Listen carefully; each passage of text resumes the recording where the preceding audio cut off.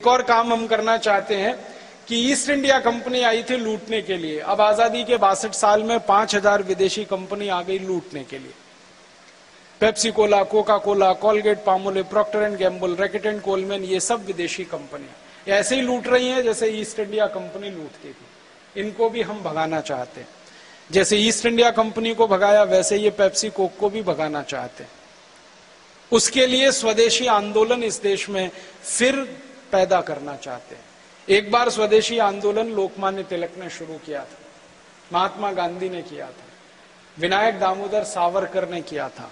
अब वही स्वदेशी आंदोलन फिर करना चाहते हैं। गांधी जी, तिलक और सावरकर ने किया था ईस्ट इंडिया कंपनी के खिलाफ। हम वो करना चाहते हैं पेप्सी, कोका कोला जैसी 5000 कंपनियों के खिलाफ। उसमें आपका हमें सक्रिय सहयोग चाहिए। आप बोलेंगे क्या? गांधी जी ने, तिलक ने देश को समझाया कि ईस्ट इंडिया कंपनी का सामान मत खरीदो, ये भाग जाएगी। हम भी आपको यही समझाना चाहते हैं कि इन 5000 विदेशी कंपनियों का सामान मत खरीदो, ये भी भाग जाएंगे।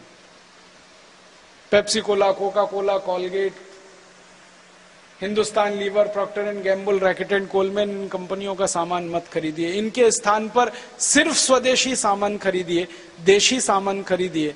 पैसा देश का बचेगा, अर्थव्यवस्था में ताकत बढ़ेगी। मैंने एक दिन हिसाब निकाला कि सारे हिंदुस्तानी लोग पेप्सी कोक पीते हैं। एक बोतल 12 रुपए की मिलती है, 70 पैसे में बनती है, 12 की वो बेचते हैं। एक बोतल पर 10 रुपए उनको नेट प्रॉफिट होता है टैक्स देने के बाद। 700 करोड़ बोतल उनकी साल में बिकती है। 7000 करोड़ रुपए वो लूट ले जाते हैं इस देश से, पेप्सी कोक का पानी पिलाकर। और वो पानी 12 रुपए का है 300 मिलीलीटर, 36 रुपए का हो गया 900 मिलीलीटर, 40 रुपए का 1 लीटर। 1 लीटर पानी 40 रुपए का हम पी रहे हैं। 20 रुपए लीटर का दूध नहीं पी सकते और अपने को बहुत स्मार्ट समझते हैं।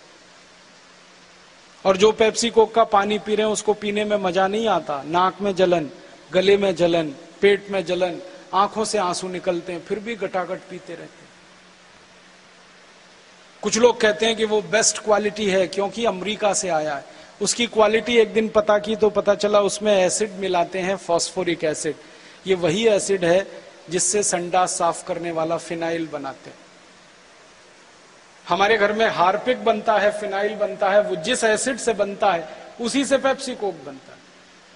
एक दिन मैंने मेरे घर में परीक्षण किया कि एसिड से अगर हम फिनाइल से और हार्पिक से संडास साफ कर सकते हैं तो पेप्सी से भी होना चाहिए।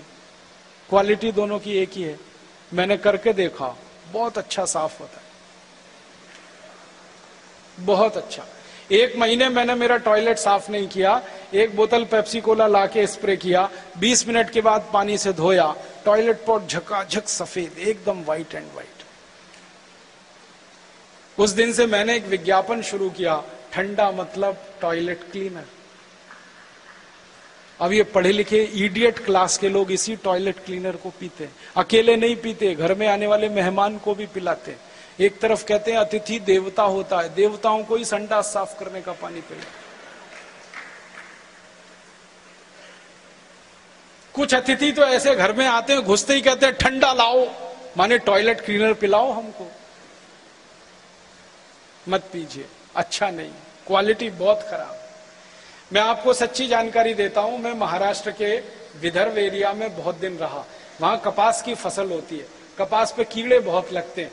कीड़ों को मारने के लिए किसान पेप्सी कोक स्प्रे करते हैं और कीड़े मर जाते हैं, क्योंकि पेप्सी कोक में खतरनाक जहर हैं, chlorpyrifos, endosulfan, malathion, dichromate, monocrotophos, जिससे कीड़े मरते हैं फसल के। वो पेप्सी कोक है, मत पीजिए इसको। तो क्या पिए? गन्ने का रस, संतरे का रस, मौसम्मी का रस, दही की लस्सी, गाय का दूध, कुछ भी पीजिए। 7000 करोड़ का अगर गन्ने का रस पीने लगे तो करोड़ों किसानों को इतना पैसा मिलेगा कि वो गन्ना पैदा करने में ही करोड़पति हो जाए। तो पैसा देश के किसान को दीजिए, ना कि अमेरिका की कंपनी।